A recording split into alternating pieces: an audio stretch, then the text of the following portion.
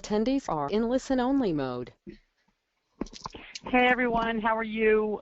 I'm Susan Kaufman. I'm here for Attitude Magazine, and you're listening to Attitude's ADHD Expert Broadcast. One of the most difficult aspects of attention deficit can be finding a medical professional who's qualified and able to correctly diagnose both ADHD and its coexisting conditions. We've talked often about coexisting conditions, very common with ADHD, and even once you have a correct diagnosis, establishing an effective treatment plan can be, frankly, no small challenge. So today we're especially pleased to welcome back Dr. William Dodson to discuss ADHD diagnosis and treatment, mistakes that doctors often make. Dr. Dodson will tell us why ADHD is often misdiagnosed as anxiety, as bipolar disease, as OCD, or another disorder, and he'll also take your questions and talk about common medication pitfalls and how to avoid them. You may have heard Dr. Dodson speak before. He is a member of our advisory board. We value his opinions enormously. He's a board-certified adult psychiatrist. He's specialized in adult ADHD for over 25 years. He's in private practice in Denver, Colorado, where he's a life fellow of the American Psychiatric Association and the recipient of the Maxwell J. Schleifer Distinguished National Service Award for his work with people with disabilities. His upcoming book is titled What You Wish Your Doctor Knew About ADHD. And for more information, please visit www.dodsonadhdcenter.com. Thank you so much for joining us today, Dr. Dodson. We are always grateful for your time. Always a pleasure. Before I turn it over to Dr. Dodson, if you're new to Attitude's webinars, let me just give you brief insights into how it works. Post your questions in the box on your screen. You are muted. Dr. Dodson will first give an introduction to this topic through his slides, and then he'll answer as many questions as we have time for. If you have problems hearing us or hearing him, the best solution is to dial in via your phone line. After the session, you'll find Dr. Dodson's slides as well as a replay of this entire webinar on the Attitude website at attitudemag.com/webinars. So with that, let me turn it over to Dr. Dodson and welcome him and all of you. Thank you. Thank you, Susan. ADHD is extremely common. The CDC says that about 10% of people worldwide, anywhere you look in the world, will have an ADHD-style nervous system. People with ADHD tend to concentrate, however, in mental health practices because of the high rate of coexisting psychiatric conditions. 70% of children, adolescents, and adults with an ADHD nervous system will have at least one other psychiatric diagnosis. 57% will have two or more. So about 1 in every 5 people who walk into a mental health office is going to have ADHD. The problem is that the diagnosis is routinely missed. And that's because very few physicians, whether they're in the mental health field or anywhere else, have any training whatsoever in ADHD. Even psychiatrists have very little. About 93% of psychiatry residencies don't mention ADHD in 4 years of training. And as many as half of pediatric residencies give absolutely no instruction or supervision on how to treat children with ADHD.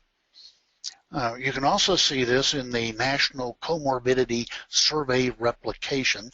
That's a real tongue twister. It's a huge study done every 10 to 12 years in which they look to see how many people have which diagnoses, and they interview about 10,000 people.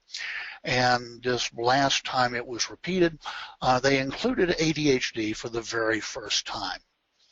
And what they found was that, again, about ADHD was extremely common in adults, and that only about 1 in 10 adults had received any treatment at all, medication, cognitive therapy, or anything like that in the previous 12 months, but that 43% had sought mental health treatment during that same time, and the diagnosis had been missed. So if anybody says to you that ADHD is overdiagnosed and overtreated, you need to say, no, that's just not true. And in fact, there's no evidence that shows that we pick up as many as 25% of what's actually out there. And even if we do pick it up, most people are grossly undertreated. Most psychiatrists, adult psychiatrists, have no preparation at all in ADHD. There has never been a single question on the board certification exam for adult psychiatrists on the subject of ADHD. So it's something that's generally just ignored as if it weren't there, rather than present in 1 out of every 5 people who are going to walk through the door.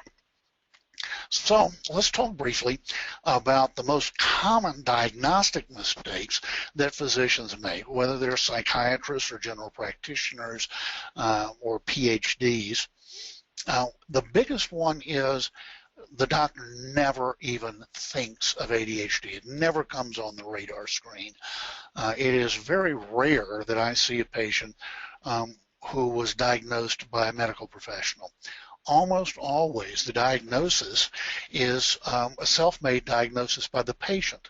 And again, this is because ADHD is so genetic that half of a person who has an ADHD nervous system, half of their first-degree relatives are going to have ADHD, and usually the person has to figure it out on their own. Every teacher they've ever had failed them, every physician they ever had failed them. Easily 90% of adults have to make a self-diagnosis. The other thing is that the whole notion that ADHD is some sort of brain damage persists despite mountains of evidence to the contrary.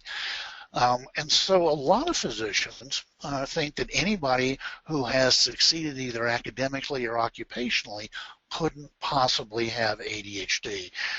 Many physicians equate ADHD with some sort of mental retardation. The actual truth is that people with ADHD are much brighter than the general population. The average IQ of people with ADHD is 122. All the IQ necessary to go and get a doctoral degree, an MD, JD, PhD. So it really tells you also how much ADHD does get in the way of many people. The third thing that happens is that doctors, and especially psychiatrists, because they don't know anything about ADHD, tend to recognize what they do know. And almost always that's some form of mood disorder, and usually they diagnose a bipolar mood disorder, either not otherwise specified or atypical bipolar disorder. The reason for this is that people who have an ADHD nervous system lead very intense, passionate lives. They tend to have very strong emotional reactions to the events of their lives. But it's very easy to distinguish a mood disorder from ADHD. Any mood disorder, whether it's major depression or bipolar or dysthymia, has certain features. And one is that the moods don't have a trigger. They come and go for no apparent reason. The onset is very gradual, over weeks to months. The person has absolutely no control over the mood. They can't lift it, they can't make it better. In fact, usually they can't even make it worse. And by definition, a mood disorder has to persist unchanged for at least 2 weeks. ADHD couldn't really be more different. Virtually always, people with ADHD are able to look back and say, I can see the trigger literally every time. And my mood shift matches my perception of what that trigger was. The mood shifts are instantaneous. In other words, these are normal moods in every way except their intensity. The difficulty comes when you do have the overlap with somebody who does have ADHD and a mood disorder. And there, again, the way you can separate the two is ADHD is lifelong. You can see the manifestations of ADHD being consistently there all the way back into childhood, whereas mood disorders almost always have a much later onset of symptoms, usually between the ages of 16 and 20. Many doctors misinterpret the hyperactivity and hyperarousal of ADHD as anxiety. And here, very commonly, the ADHD patient helps them make that misapprehension. They come in and say, "Doc, I am so anxious." When somebody tells me that, my next question is, can you tell me more about your baseless apprehensive fear, which is the definition of anxiety. In other words, people have this feeling as if something awful is just about to happen. That's what anxiety is. Usually when I ask somebody to tell me about their baseless apprehensive fear, they look at me very quizzically and said, "Well, I never said I was afraid." I said, "Okay, well, toss away that label of anxiety. What are you using that to describe?" And almost always what I'll hear is, "Doc, I can never slow down. I can't watch a TV program with the rest of the family. I can't turn my brain and body off to go to sleep. I am constantly going." So what they're really describing is the hyperarousal of ADHD that does dim down in adolescence, but it doesn't go away. It just turns inside. Many doctors also mistake the fact that people with ADHD, in order to cope with a fairly random, scattered lifestyle, do develop fairly rigid structures and ways of doing things, and this is misinterpreted as obsessive-compulsive disorder. And again, the major distinction there is that by definition, obsessive-compulsive disorder, the rituals and the things that people think and do have no purpose. They're kind of magical. And they really deplete the person's energy, draws away their attention from other things, and really can take over their lives. Whereas for a person with ADHD, this structure, the rituals, the habits have a very adaptive purpose of helping bind the ADHD. About 90 to 95% of adults with ADHD are going to report severe chronic insomnia. This is due to the fact that when the hyperactivity of ADHD does dim down in adolescence, it doesn't go away. It shifts to the nighttime, becomes tied to sunset, so that about 90 to 95% of adults with ADHD will give the following history.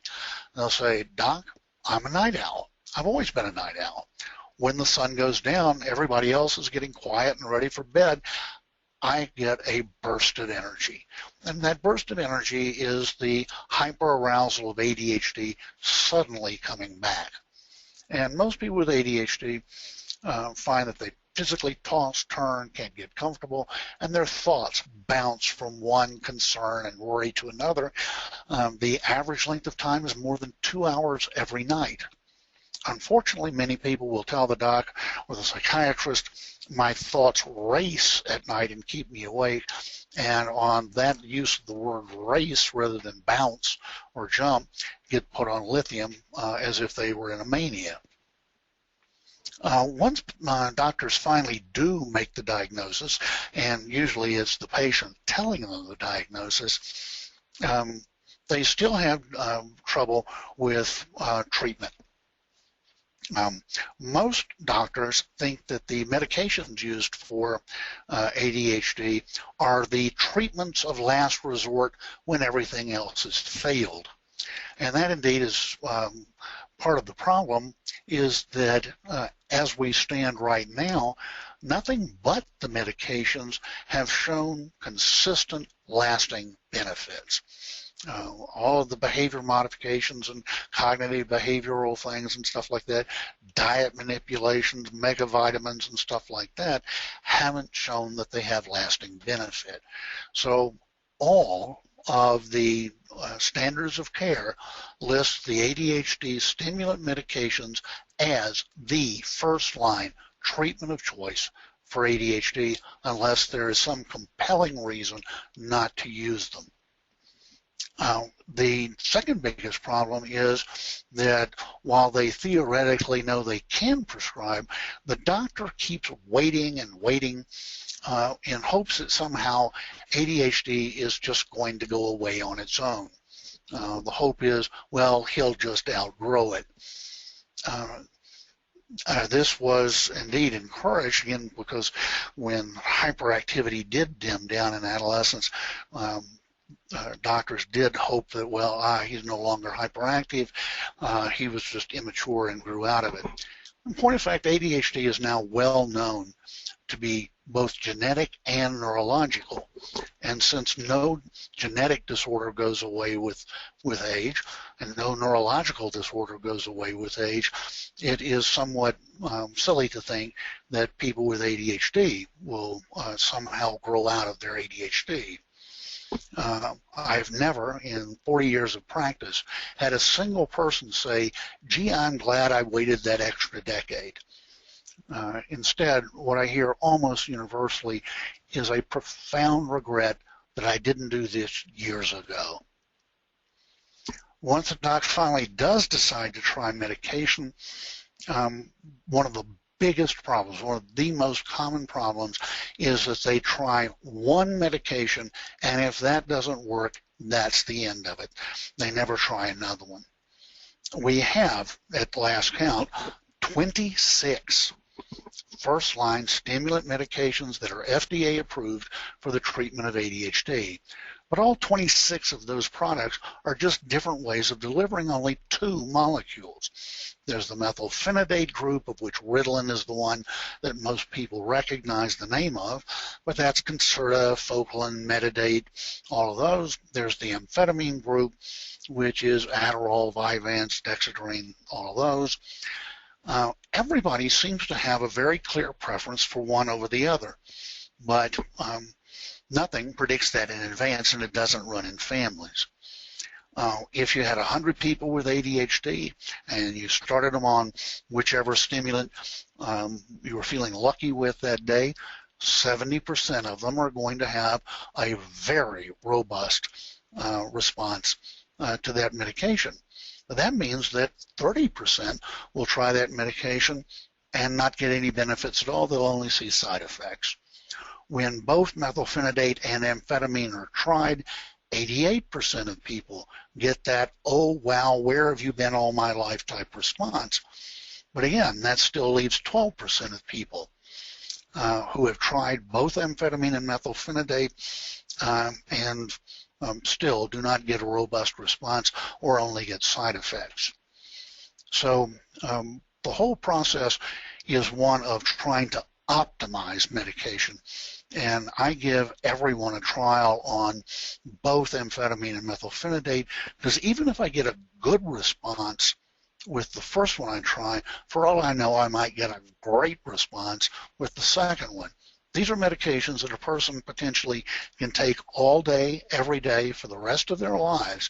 So it makes sense to me to up front put in a couple of extra days to make sure that we've got all that medication has to offer, especially since medication for the last 15 or 20 years is pretty much what we have to offer. If you look back in the studies of how physicians actually practice, one of the most common patterns is that physicians will start a stimulant medication and they'll increase the dose up to the first sign of positive benefit and then stop. In fact, that's the 90th percentile. 90% of physicians stop at the first sign of positive benefit and never optimize the medications. The other problem is that if they're in that 30% who don't get a positive response, it basically scares the doc and they stop trying at all. And they stop using medication at the first sign of any difficulty. Finally, especially with children, many doctors are still in the habit that they were taught back in their residency of dosing the medication according to a child or adolescent's weight. There is absolutely nothing that supports this practice. It's been disproven in 6 very good double-blind controlled studies. In fact, absolutely nothing predicts which molecule a person will get their best response to or which dose a person will get their optimal response and no side effects. You just have to try them. Dose does not vary according to weight, height, gender, scale scores, severity of impairment. Nothing at all predicts dose. You just have to try it and see.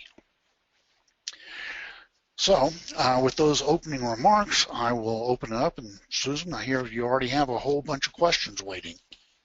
I do. I wanted to step back to the diagnosis issue. It seems so difficult for people to get a good diagnosis, and we have a number of people on the webinar who give examples of a child who clearly has a parent with ADHD and yet has been only diagnosed with depression, and what should they do, and so forth. What steps should a doctor who's knowledgeable about ADHD take to get an accurate diagnosis? What's the actual process that people should look for a diagnosis? With children and adolescents, first thing you ought to do is you need to pull out a checklist of the DSM-5 diagnostic criteria. Okay. They were originally designed for children. They are excellent. They are 98% accurate. In other words, better than any other diagnostic set that we have for children. The problem is going to be that if you look at the diagnostic criteria, they are things that we all have done at one time or another. We all have faded off and not listened to other people. We have interrupted other people. We've misplaced things. Well, they're all things that everybody does. So you have to remember that the 18 criteria are just one piece out of 5 that you have to get the diagnosis. You have to have 6 out of 9 of either the first 9 or the second 9, but also these features must be consistent, persistent, pervasive, and impairing. They have to be consistently there all the time. They don't come and go. They have to be persistent. In other words, they have to have persisted all the way from childhood, as far back as the person's memory goes. Pervasive, it doesn't happen just at school. It happens at school and on the playground and at home and while doing homework. It happens pretty much everywhere. But the most important thing is that these are more than just lovable little traits and quirks. They have to cause significant impairment, and in pretty much every area of a person's life. And so that has always been one of the controversies, is that if a person works twice as hard for half as much, they work much more than their peers, the parents have the money to get tutors and things like that, and so with superhuman effort they are able to keep up in school and things like that, that still counts as the impairment.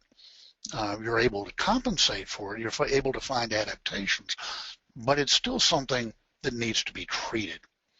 So you have to meet the diagnostic criteria, and then also look for other diagnostic entities, which you're going to find 70% of the time. So most of the time it's an ADHD plus diagnosis. It's going to be ADHD plus depression, ADHD plus anxiety. There are some other diagnostic techniques that people have read about. There's the NEBA diagnostic technique. There are scans. There are eye tracking studies. Any of those alternatives or additional methods to rating scales have been useful in your experience? No, and they are discouraged by the most recent standard of care comes from the American Academy of Child and Adolescent Psychiatry, and you can download it from their website. It's in the public domain, and they very specifically say these things really don't have anything to offer in the diagnosis of ADHD or in monitoring treatment, and they particularly say scans such as functional MRIs, SPECT scans, PET scans are to be avoided because they really have nothing to offer in the diagnosis of ADHD, and they unnecessarily expose people to significant amounts of ionizing radiation. So all of these standards of care actively recommend against scans. So in your view, the rating scales, the tracking of symptoms are the most important measure for diagnosis. Right. The ACAB guidelines are very clear that ADHD is a diagnosis that's made on the basis of a well-taken history. Okay. That's the problem, is that it requires the doctor to slow down, take time, and take a good, careful history, which usually takes an hour and a half, which most docs don't have to give. And sometimes I think the rating scales are given to teachers, to other people. Is that a common technique for evaluating? Yeah, now you want to get corroboration if you can, if it is available. One, just it's very good feedback about, is the child having the same sorts of problems everywhere they go, in class, on a sports team, on the playground, at home. And if you had one person in the world to ask, the most reliable informant is going to be the teacher. That second grade teacher has been teaching second graders for 20 years. She knows what a second grader is supposed to look like. So usually the teacher is the most reliable source of information. If the parents are divorced, then the divorced parents will always give you two totally different pictures, and so it's nice to have the report from the teacher. Interesting.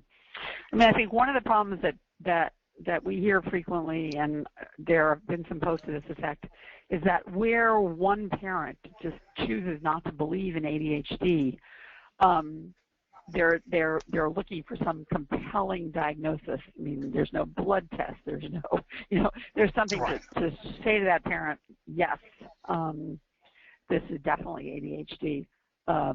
Do you have any advice for that parent who's trying to make that case based on rating scales?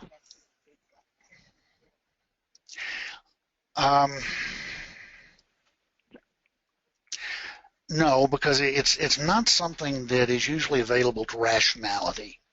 Mm-hmm. The person just doesn't want to know about ADHD. Right. Many times it's they don't want to let the person off the hook is usually the way it's put. Sort of moral judgment. They want to see they see it as somehow the diagnosis of ADHD is an excuse for failing in school or bad behavior or something like that, rather than an explanation. And these are usually very punitive people. They want that child, adolescent, or adult to be punished for their failures. They're usually very mean-spirited people, and they're never going to be persuaded. So you just have to go on without them. Right. Tough for some parents. Here's an example of diagnostic dispute. My son's been in the Behavior Learning Center at school with a special ed teacher of 20 years experience who said my son does not have ADHD. But both the doctor and the counselor say that he does. Who should I believe? Other teachers say it looks more like anxiety. So that's the kind of thing that comment, which is posted here, I think, is a situation that a lot of people find themselves in. He said, she said. Some people say it is, some people say it isn't. It's a very difficult Okay. way to live. It is, and I would ask that teacher, what do you base that on? Okay. You know, I wouldn't just say yes or no. And that sort of brings a very quick digression. The fact that nothing has been working other than medications has meant to a lot of people that we have for a long, long time been missing something both huge and fundamental about the very nature of what ADHD is. If you ask most adolescents and adults who have an ADHD nervous system, think back over your entire life. If you've been able to get engaged and stay engaged with literally any task of your life, have you ever found anything you couldn't do? The vast, like 99% of adults with ADHD will say, no, if I can engage and stay engaged with something, I've never found anything I couldn't do. People with ADHD are omnipotential, is the word that's making its way out onto the internet. And so that's the problem, is that people with ADHD, when they get in the zone, is the slang here in Denver, it's getting the flow on the East Coast. When they really get engaged with what they're doing, they don't have any impairments. In fact, they're world beaters. They can do anything. And so that's the mystery and frustration of ADHD, is that the impairments come and go based on whether or not the person is engaged. And they get engaged in one of four ways. They can do it if they're interested. They can do it if they're challenged or competitive. They can do it so long as it's new or novel, but that one's time limited. And they can do it when the task becomes urgent. Right. And those four circumstances, they can get in the zone and literally do anything, and then as soon as they lose that connection, they're off in la-la land. And so that teacher may be, again, because she's working one-to-one, constantly bringing them back to the situation, doesn't see the impairments. That's interesting. Because that's a setting in which you wouldn't. And that's why ADHD doesn't show up on educational testing. Is the way the testing is done. You know, the person's sitting across the table giving them a new challenging thing to do, you know, every 15 seconds. Right. That was an eye-opener. Dr. Barkley mentioned that on a webinar, you know, that neuropsych testing routinely misses ADHD and executive function disorders, because the nature of the testing is just, he also, by the way, said, you know, rating scales are the way to go. Yeah, interesting. Here's a person, Raquel. She says, I've been diagnosed with depression, but I'm pretty certain that part of my issue is ADHD. What can I show or tell my psychiatrist to convince her that it might be ADHD? I mean, that I think that story plays out day in and day out, I think, especially for women. You know, frequently diagnosed with depression when it's actually ADHD. What can she do or say to her psychiatrist? Well, you can get the diagnostic criteria and, you know, fill out the checklist. With the new Diagnostic and Statistical Manual number 5, adults only have to endorse 5 out of 9 of either set to get the diagnosis. And that's because 4 out of 9 is actually more than sufficient. So even 5 is more than you need. So, and you go in there and say, look, here it is. I've been having this trouble consistently as far back as my memory goes. You're going to run into a significant number of adult psychiatrists who know nothing about ADHD, and so consequently they're lazy too. They just say it doesn't exist, and they will not acknowledge that the diagnosis is there, and it basically leaves you with only one thing to do, and that's go and find a new practitioner. Yeah. That's extremely common. Yes. And again, the question is, how do you find somebody? I always start with CHAD, the CHAD meeting, Children and Adults with ADD. Or I go to Attitude Magazine, has a referral section on the website of people who are good practitioners. But go and talk to people who have gone out there, who have found somebody they like. They can tell you who to go to, who not to go to. They can save you several years of messing around with people who don't know what they're doing. So go to people who have real life experience, and they happen to be a year further down the process than you are. Right. That's the best way to go. Okay. Let me just see here. So many questions. I wish we had many hours. I want to come back to something you said about switching a little bit now to treatment, about trying both the amphetamine class and the methylphenidate class of medications. Some people misunderstood that and thought that you were saying that people might take both medications. Can you clarify or talk a little bit again about the process that you go through to optimize treatment? Because I think this is an area where people have so many problems. Sure. Yeah, it's one stimulant medication or the other, not two at the same time.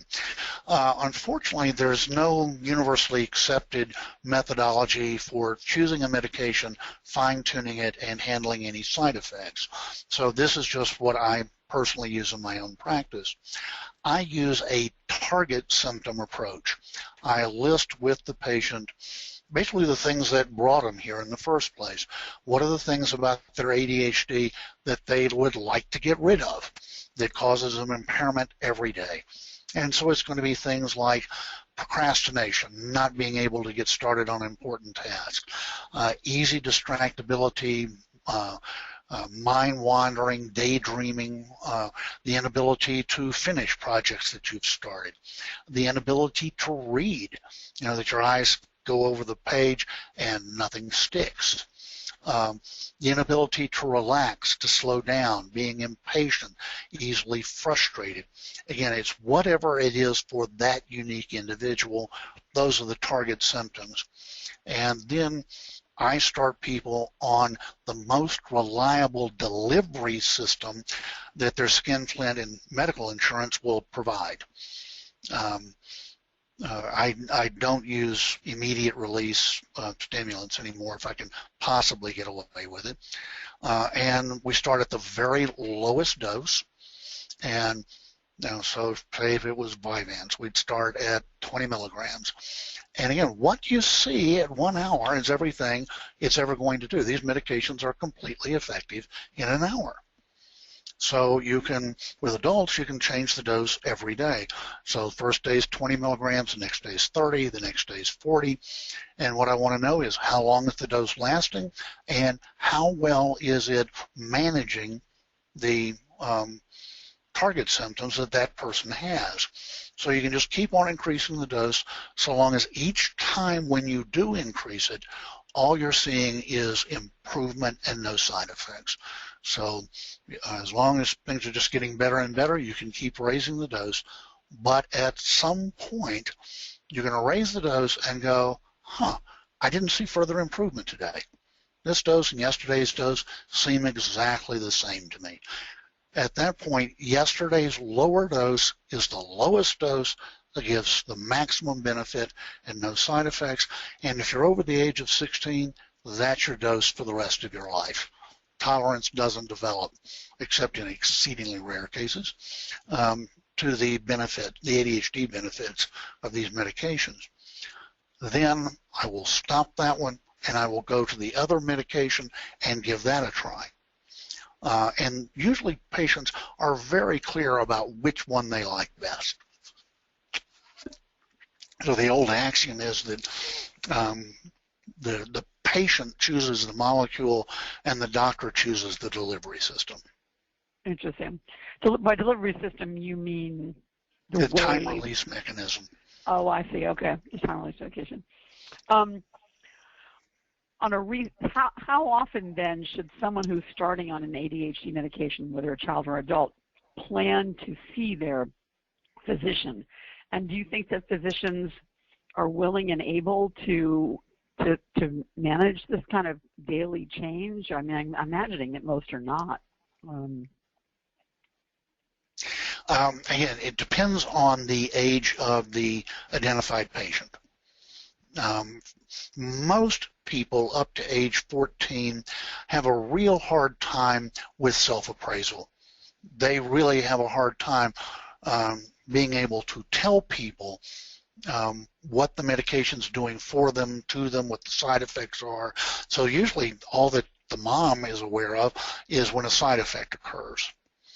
Okay. That's where the teacher is very commonly invaluable, in that the teacher's asking the kid to do something that the ADHD nervous system struggles with, and that is sit there, be still, be quiet, and listen for extended periods of time. So getting feedback from the teacher is very helpful. So with people under the age of 14, I will only change the dose once a week, and every Thursday I will get the teacher to fill out a scale like the Connor Global Index scale, which is very good for monitoring progress on medication.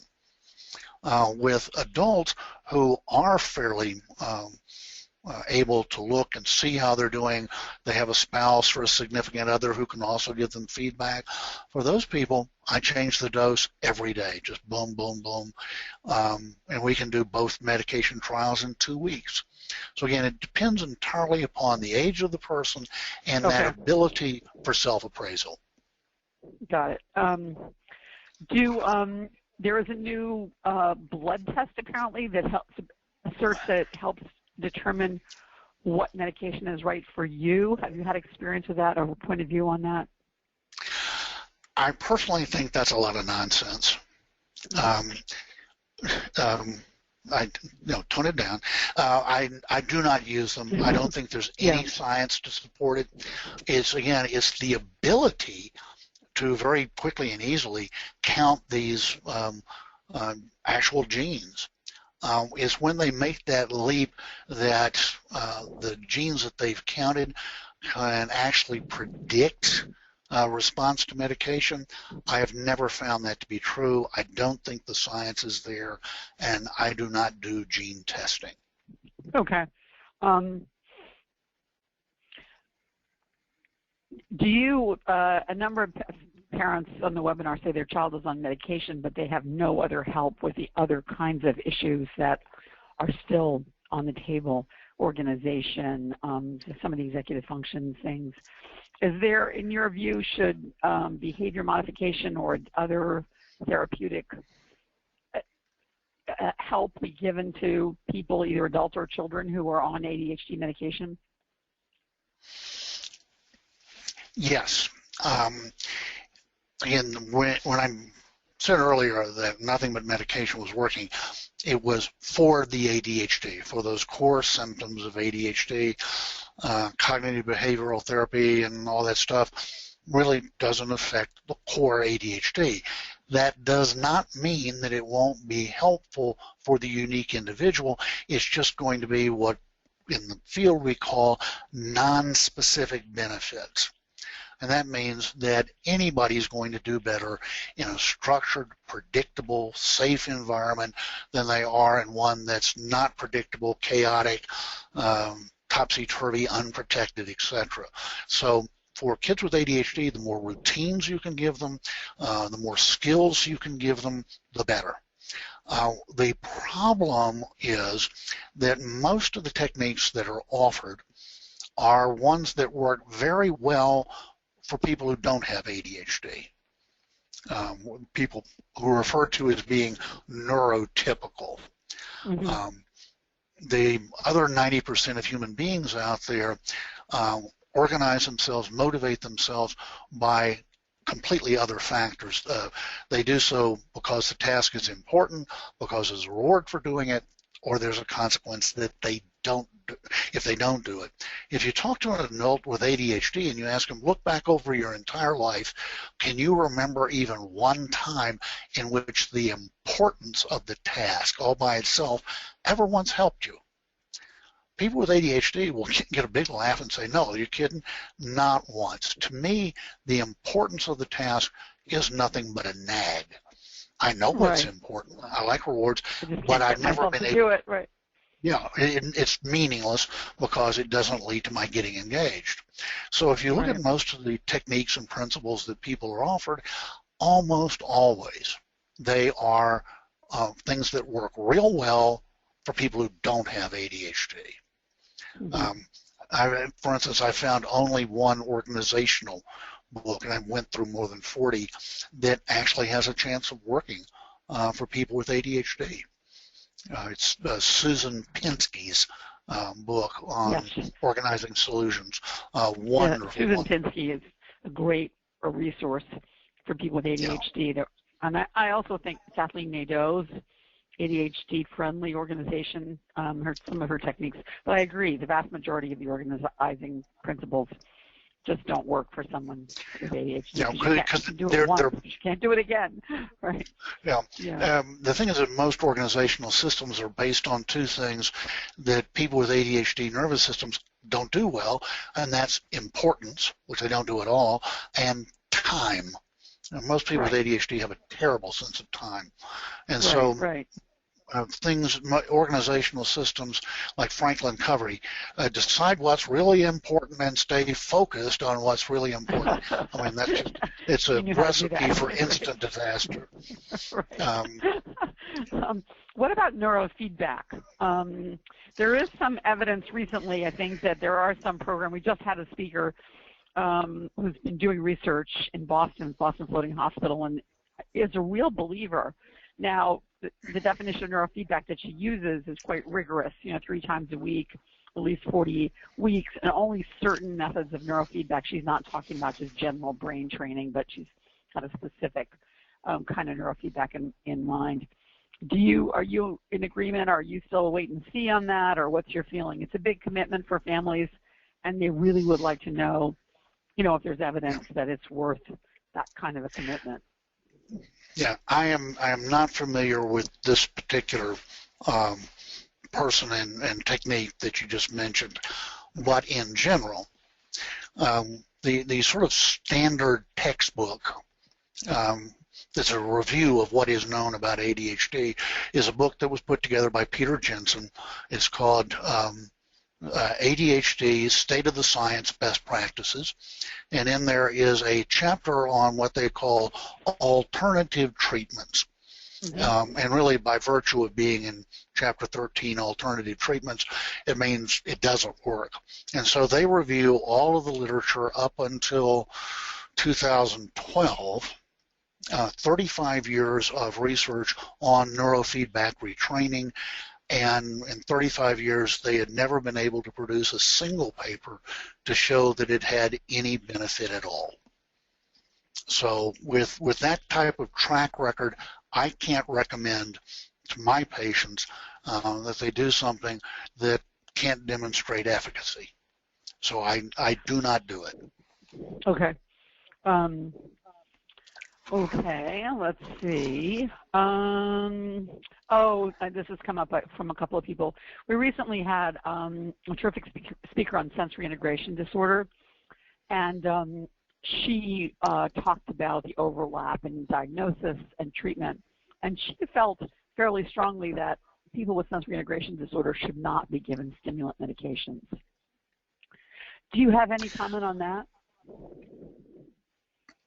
Did she say why? I think she did. I just don't remember what the reason was. I have never been impressed that there was any problem with that, and usually people do exceptionally well. Again, because it helps them not be bombarded by stimuli. It helps them really control and not be overwhelmed by everything that's coming in all at once. In my experience, I have found ADHD stimulant medication to be very helpful. So I'd be interested to know what she was saying. Yeah, with sensory integration issues. Right. Sensitivity to sound, sensitivity to touch, sensitivity to light, the usual, those kinds of things she was talking about. And it is commonly found with ADHD. So. Yes, it is. Lisa says, in all caps, sleep, need help with sleep, what to do? So this question leaps out. I'm going to repeat it to you. Sure. And yes, you said, what did you say, 97% or some significant percent? 90 to 95%. Wow. There. Right. Again, it's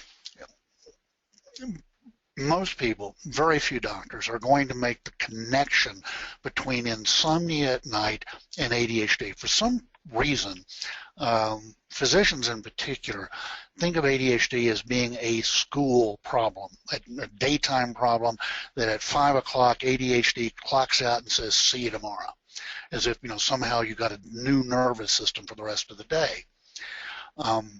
What you hear from the vast majority of adults is that they have this return of hyperarousal when it gets fully dark, when the sun sets.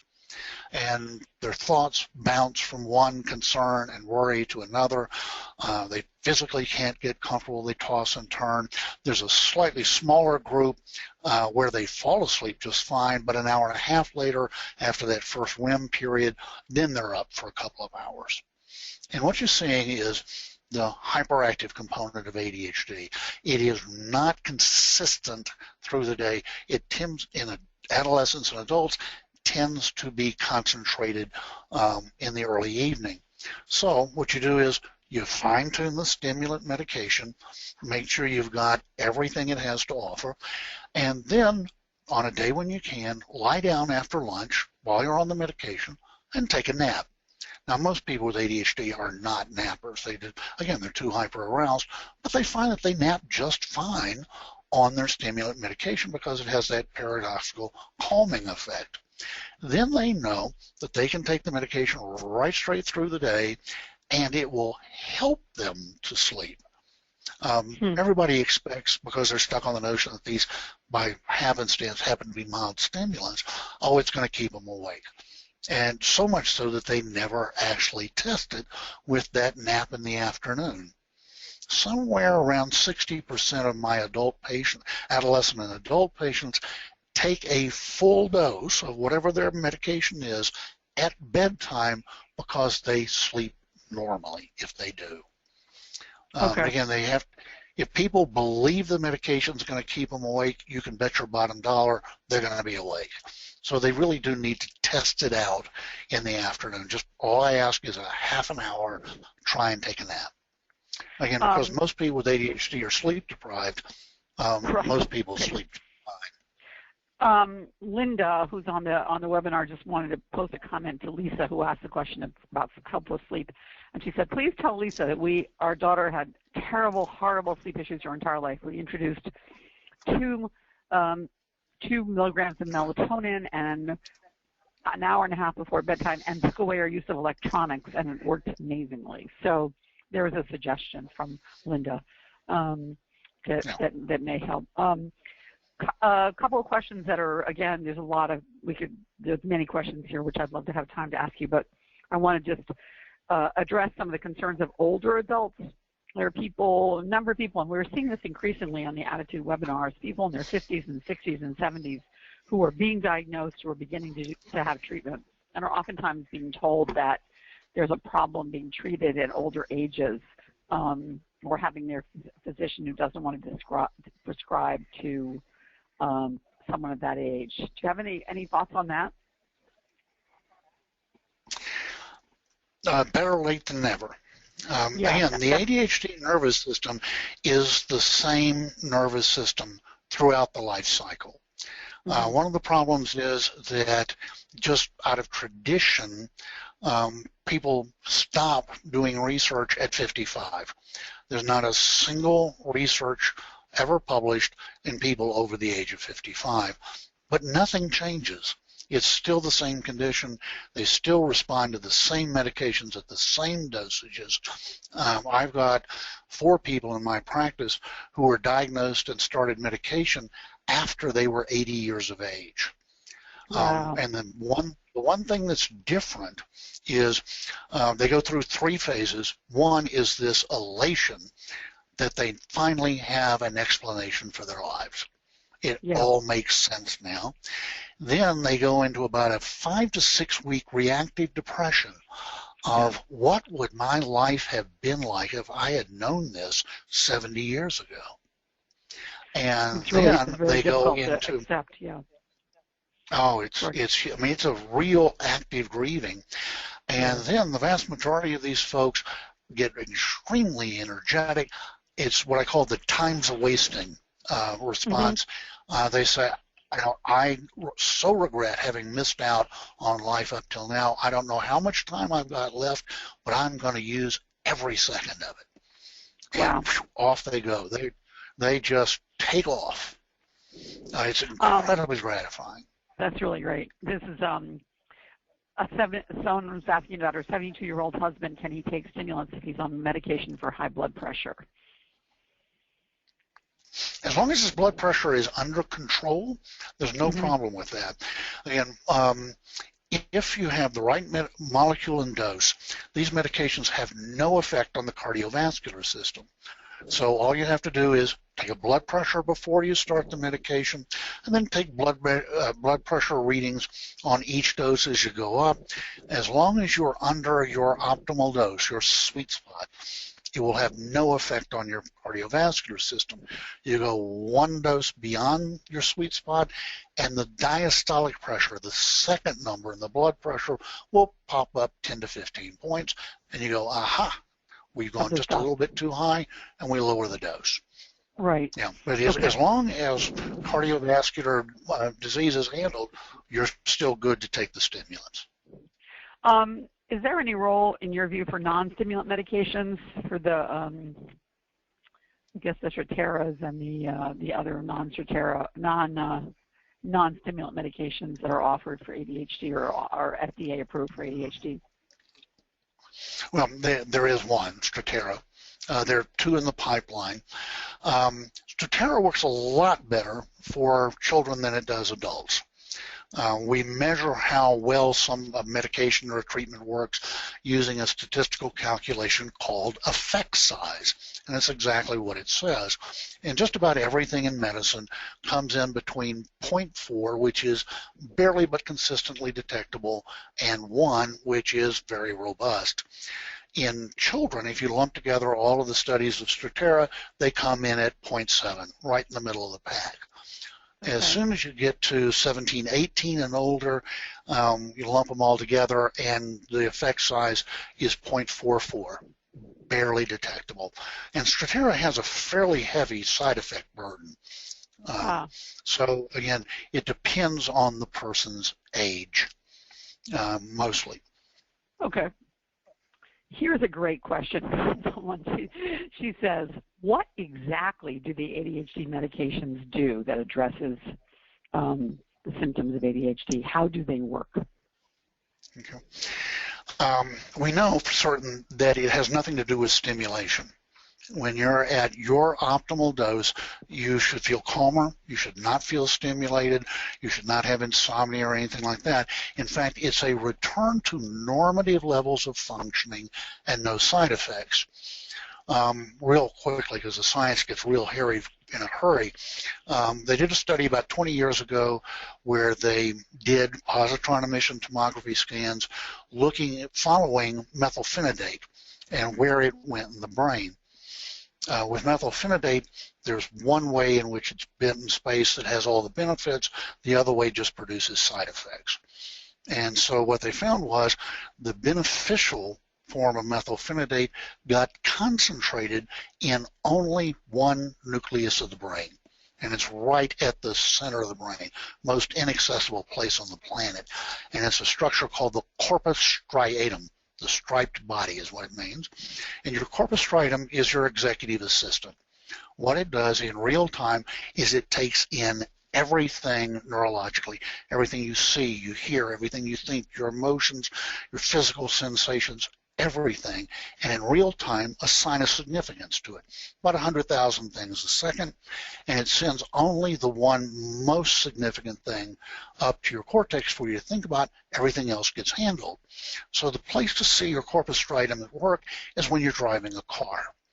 Driving a car is the most complex thing that an adult ever has to do. And yet, we can do it largely without having to think about it.